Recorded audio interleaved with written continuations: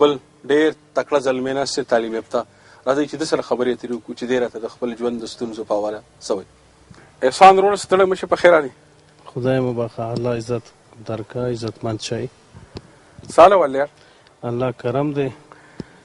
زه خو دلته ستاسو زموږ د خوږ ملګری نزار یوسفزی او د شمشاد ټي وي ډېره مننه او ډېره ستاینه په دې چې په دې وطن کې چې د خپل وطن نه خلک لرې دي، د پښتو ژبې، د پښتو کلتور او د پښتون آهنګ چې کم خدمت شمشاد ټي وي وکړو او شمشاد ټي وي د پښتو ژبې لا کم مقام ورکړو، نو ټولو پښتنو ته د دوی مننه او د دوی ستاینه دا لازمي ده. نن وخت د کمرشلیزم دی، نن وخت چې کوم دی د پیسو ګټلو دی. هر انسان، هر کمپنی، هر سړی د پیسو د ګټې په شمار کې دی، په تکل کې دی، په جدوجهد کې دی. خو شمشاد ټي وي یو داسې پروګرام چې هغه خالصتاً د پښتو ژبې د خدمت دی، د پښتون کلتور د خدمت دی.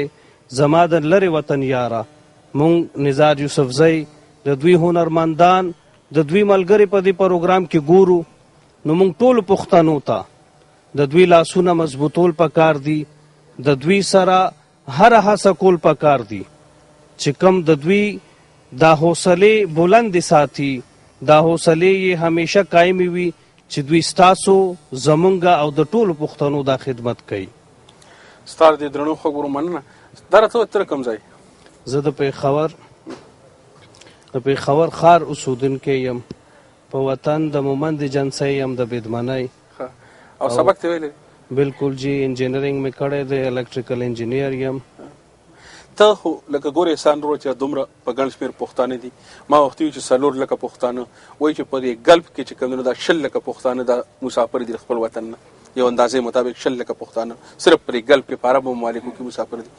دا داسې تکړه زلمي دي، په کار و چې دوی خپل وطن په دې مټو آباد کړی. څه ګڼي چې ولې لکه دا ټول پښتانه کره کوره 4 دي کې 15 دي که 3 کسانې مسافر دي؟ ستا په نظر سره مونږه پښتانه که د تاریخي حوالو سره خبرې وکړو، نو موږ د ډېرو مسلو سره ښکار یو، د ډېرو مسلو سره مخ هم د زموږ کم شیانو چې زموږ لاس نیولی دی، کمو خبرو چې زموږ مخه نیولې ده، هغې ته موږ پام او فکر نه کوو. موږ د علم نه لرې یو، د رڼا نه لرې یو. زموږ فکر چې کم دی دا کله د عقیدې په نوم، کله د ډېرې داسې خبرې دي چې د هغې په نوم پابند شي، خو موږ فکر نه کوو، موږ پام نه کوو. موږ ته علم ته، هنر ته، دې ته خپل وخت په کار دی چې ورکو. زمونږ پښتانه وروڼه په خپل وطن کې د یو بل سره اخته وي. باچا خان به وی چې پښتون کله دشمن نه لري، نو دی خپل تربور دشمن کی، خپل د تره زوی تربور کی، د هغه سره دشمن لري. دی چې د وطن رابار شي، دی د هر پښتون ملګری وي، دی د هر پښتون مرستیال وي، خو په خپل وطن کې د پښتون ګټه نه ویني، د هغه لاس نیسي، د هغه خپې وهي. دغه شیانو موږ ډېر وروسته کړي یو. موږ خپل دوست نه پیژنو، موږ خپل دښمن نه پیژنو. کومو شیانو چې زموږ لاس ونیو، کومو خبرو چې زموږ نه زموږ کلتور واغستو، زموږ نه زموږ ژبه واغسته، موږ د هغوی ملګري شو، موږ د پښتو ملګري نه شو. نو پښتانه د پښتون وطن نه بار دي، کینی په دې پښتون وطن کې، په دې پښتونخوا کې، او موږ به د لر او بر پښتون خبره کوو، د لر او بر پښتون وطن خبره به کوو. په دې کې د کمو وسایلو کمی ده، کم هغه شی دی چې دا وطن نه لري.